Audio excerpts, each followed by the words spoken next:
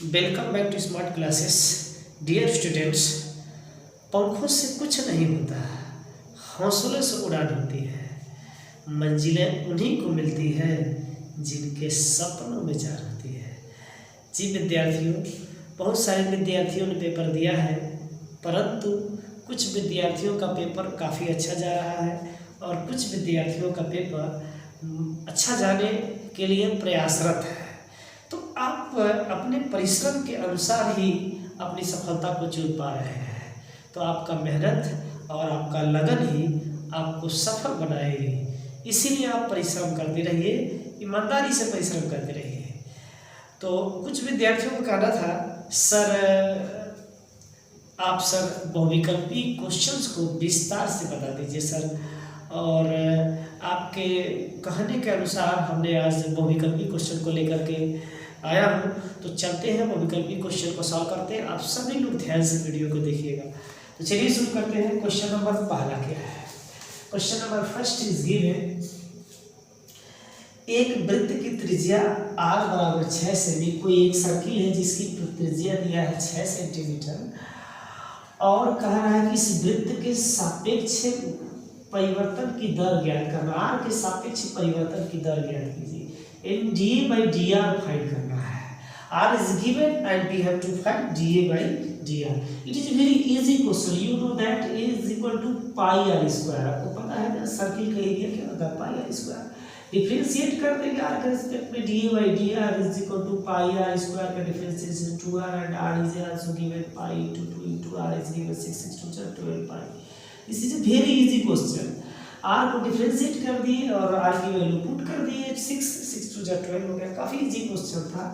हाँ, इसको कभी कभी ऐसा कहता है कि रेट ऑफ चेंज फाइंड करिए विथ रिस्पेक्ट टू टाइम, यानी डीए में dt पूछ देता है।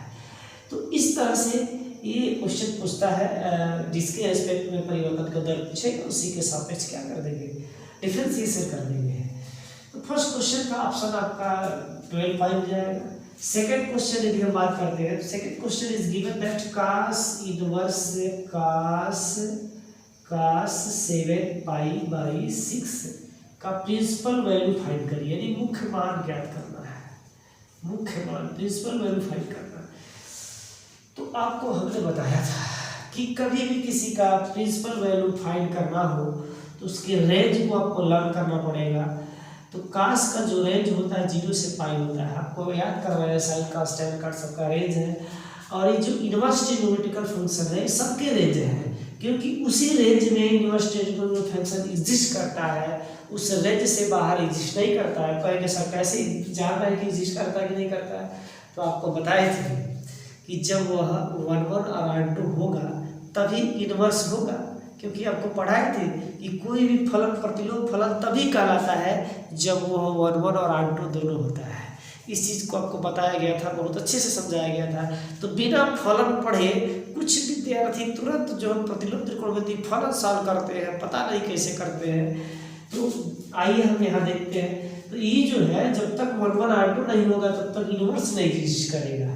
तो सभी जो साइन कास tan काट है सबका रेंज फिक्स है, 0 पाई इसका है। और भी किसी इसके और भी ऐसे रेंज है जिसमें ये क्या होगा 1 R2 होगा, लेकिन जनरली हम लोग 0 से पाई फर्स्ट रेंज को याद करते हैं और इसी में इसको लाने का प्रयास करते हैं। तो कैसे लाएंगे, आइए शुरू करते हैं। बहुत ईजी है, इसको सॉल्व करना काफ़ी आसान है। आप सबसे पहले क्या करिए, इसकी वैल्यू ले लीजिए। कास कितना है 7 पाई, पाई की वैल्यू कितनी होती है 180, पुट कर दीजिए। अपन 6 3 30 6 3 कितना होगा 7 3 200 cos 210 और 210 तो इसमें बिलोंग करेगा नहीं तो कुछ बच्चे ऐसे किए, दोनों कट करके 7 पाई में 6 आंसर कर दिए।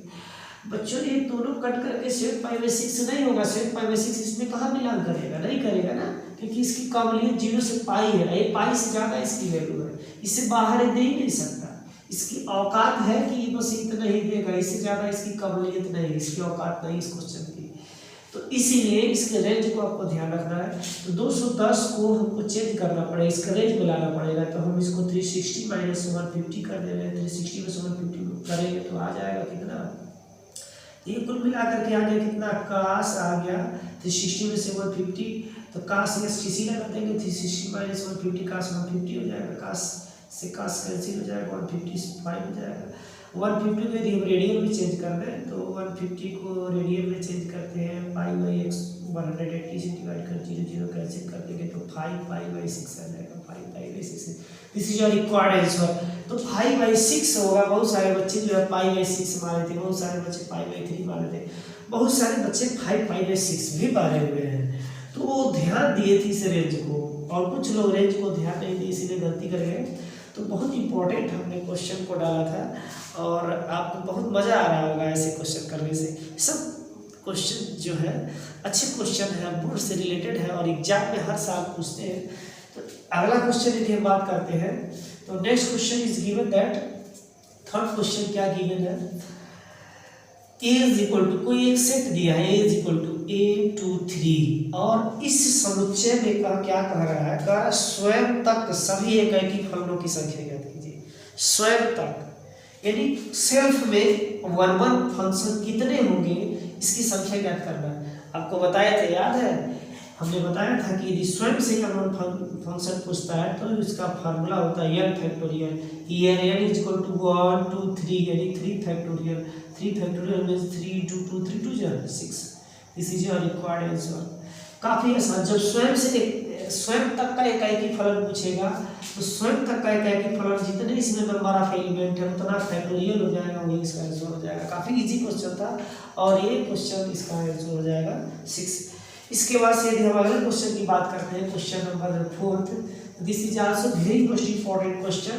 ऐसे क्वेश्चन जरूर एग्जाम में देता है, श्योर है एग्जाम में हर साल पूछा है, कुछ न कुछ घुमा फिरा करके जरूर पूछता है इससे रिलेटेड क्वेश्चन। तो f(x) is equal to x to power 4, एक फंक्शन दिया है और f(x) is equal to x to power 4 भी दिया हुआ है। कह रहा है कि बताइए जो ये फंक्शन दिया हुआ है, ये 1 1 है, R2 है, 1 1 R2 दोनों है, ये केवल 1 1 है, केवल R2 है, इसको पता लगाइए, डिटरमाइन करिए कि क्या है। तो कैसे इसको पता लगाएंगे, आपको हमने बताया था कि 1 1 दिखाने के लिए यदि x1 बराबर x2 हो जाए और x1 बराबर x2, x1 बराबर x2 हो जाए तो fx1 बराबर क्या हो जाए fx2, ऐसे दिखा सकते हैं। या आप सारणी से भी दिखा सकते हैं, टेबल बनाकर। ऐसे देखिए टेबल से कितनी आसानी से पता कर लेंगे, क्योंकि ऑब्जेक्टिव क्वेश्चन है, वो वैकल्पिक है, इसलिए विस्तार से करने की जरूरत नहीं है।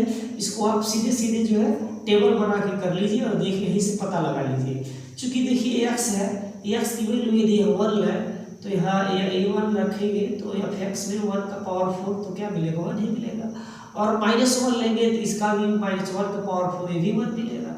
इसका मतलब 1 का भी इमेज 1 आ रहा है, -1 का भी इमेज 1 आ रहा है, यानी दो जो हमारा इनपुट है उसका एक ही आउटपुट मिल रहा है। इस तरह से फंक्शन 1 1 कहा हुआ, 1 1 नहीं हुआ ना, ये तो मेनी 1 हो गया, तो ये 1 1 होगा नहीं, ऐसे ही पता चल गया। R2 की यदि हम बात करते हैं तो R2 में हमें इसमें रियल में कोई एक वैल्यू लेना होता है और देखते हैं कि वो x में है कि नहीं। तो जो गिवन फंक्शन है उसे हम y is equal to x to power 4 मान लेते हैं, x इज इक्वल टू हो जाएगा y की पावर 1/4। अब यहाँ से देखिए ध्यान से, यदि हम y की वैल्यू, ध्यान दीजिएगा, y की वैल्यू हम -1 ले लें तो -1 ले लेंगे तो ये काल्पनिक संख्या मिल जाएगी। इसको ऐसे भी लिख सकते हैं, y ऐसे लिख सकते हैं। तो ये यदि -1 ले लें तो -1 लेने पर क्या होगा, x की वैल्यू क्या आएगी, इमेजिनरी आएगी। और चूंकि यहाँ x इमेजिनरी है ही नहीं, कहाँ से इमेजिनरी है, यानी यहाँ हम -1 ले रहे हैं y में तो x में कोई रिलेशन मिल ही नहीं रहा है, तो y का कुछ न कुछ एलिमेंट खाली रह जा रहा है x के साथ। इसका मतलब ये R2 भी नहीं है, तो न ही अनवर्बर है न ही R2 है। तो इस तरह से आसानी से आप पता कर लिए कि ये न ही अनवर्बर है न ही R2 है। थोड़ा सर्दी हो गया बेटा, इसलिए जल्दी जल्दी बता दे रहे हैं। लास्ट क्वेश्चन देख लीजिए, वो विकल्पिक क्वेश्चन क्या है। अगला दिया है कि 3×3 कोटि का जो है एक आव्यूह है और 3×3 कोटि के आव्यूह में कह रहा है कि 0 और 1 को लेकर के कितना आव्यूह बनाया जा सकता है। कह रहा है कोई 3×3 आर्डर का आव्यूह है और उस आर्डर आव्यूह में 0 और 1 को लेकर के कितना आव्यूह हम बना सकते हैं, इसको बताइए। तो काफ़ी आसान है, चूंकि यहाँ पर 2 एलिमेंट है और इसके आर्डर कितने हैं 3×3, तो 2 के पावर 3 × 3 यानी 2 के पावर कितना हो जाएगा 9, और इसको सॉल्व किए होंगे 512 आया होगा, और दिस इज योर आंसर। इस तरह से पांचों विकल्प आपका हो गया, काफ़ी आसान था। पहले 12 पाई, दूसरे 5 पाई में 6, तीसरे में 6 और चौथे में 2 तो 1 तो अच्छा था, और लास्ट में 512। तो काफ़ी आसान था ऑब्जेक्टिव टाइप क्वेश्चन, बस आपका समझ विकसित रहना चाहिए तब आप अच्छा कर पाएंगे। तो हमने बहुत मेहनत से आपको पढ़ाया था, समझाया था। बहुत सारे विद्यार्थी बहुत अच्छा पेपर किया है और उनको बहुत बहुत शुभकामना, जो बहुत अच्छा पेपर कर रहे हैं। निश्चित रूप से बोर्ड में वो पताका लहराएंगे। इसी तरह से मेहनत करते रहें और अपने जज्बे को आगे बढ़ाते रहें। हमने कापी चेक करना शुरू कर दिया, बहुत अच्छा कुछ विद्यार्थी पेपर किए हैं।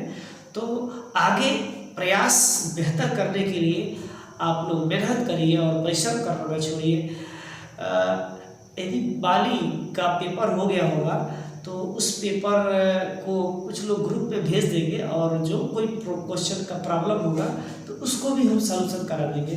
तो बाली में जो पेपर हुआ होगा उसको भी आप एक बार देख करके उसका सॉल्यूशन करा लीजिएगा। आज के लिए बस इतना, धन्यवाद।